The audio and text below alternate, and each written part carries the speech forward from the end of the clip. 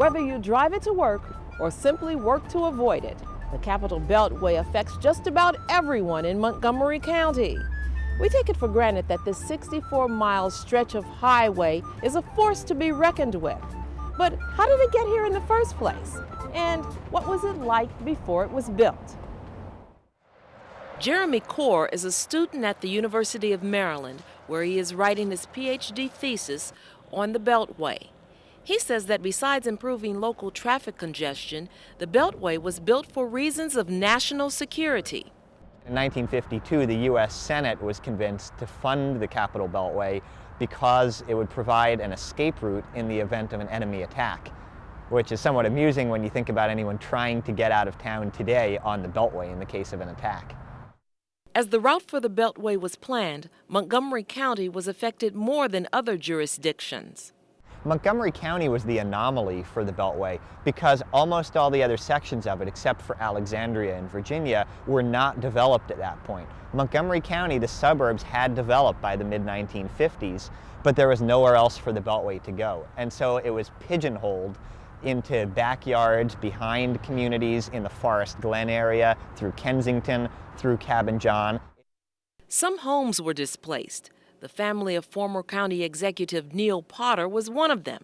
They were shocked by the rapidity of the process. I guess we'd been sort of unaware of it. It had been on the master plans to be more or less circular and to cut through the western edge of Cabin John and cross through a wooded area downstream, down Rock Run from us. And so it would be noise, but no other trouble really. But one day a man from the State Roads Commission came by and said, we're going to need this for the Beltway and we'd like to take it over in 30 days. It actually took 2 years to acquire the land, but this interchange at Clara Barton Parkway is where the Potter farm once stood. The Beltway took nearly all of their 35 acres. This is an aerial photograph of the farm before the Beltway.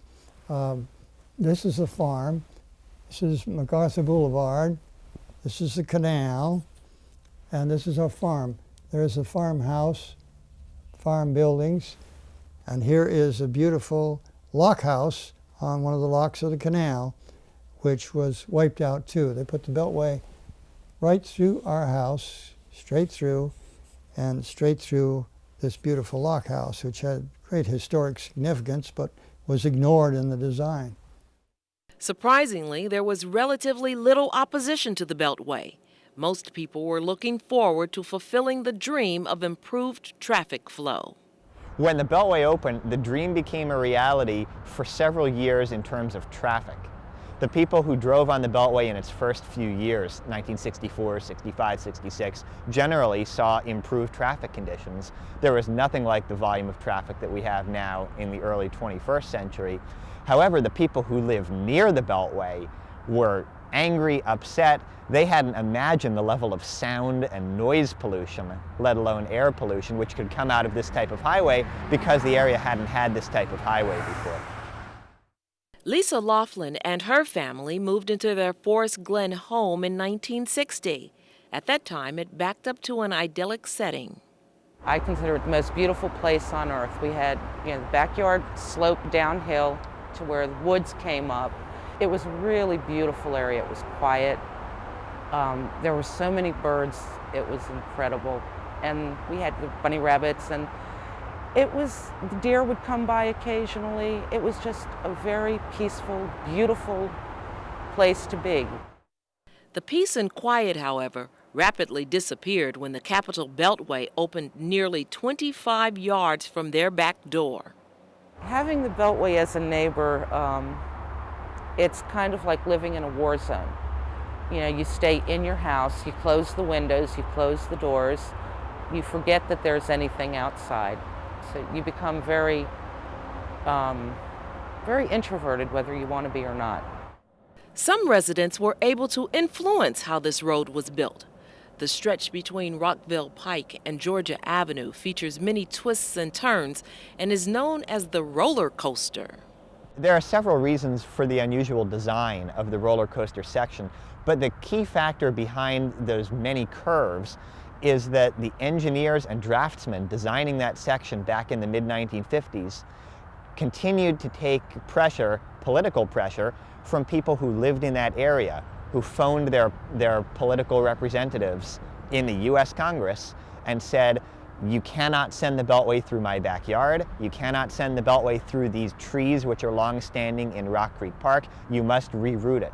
And so the engineers added curve after curve after curve as political accommodation, not strict engineering design, but for political reasons.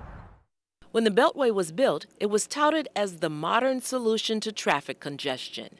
However, opening day festivities foreshadowed what was to come. Between 1957 and 64, bits and pieces of the Beltway opened to traffic. But in August of 1964, the ribbon was finally cut for the entire Beltway.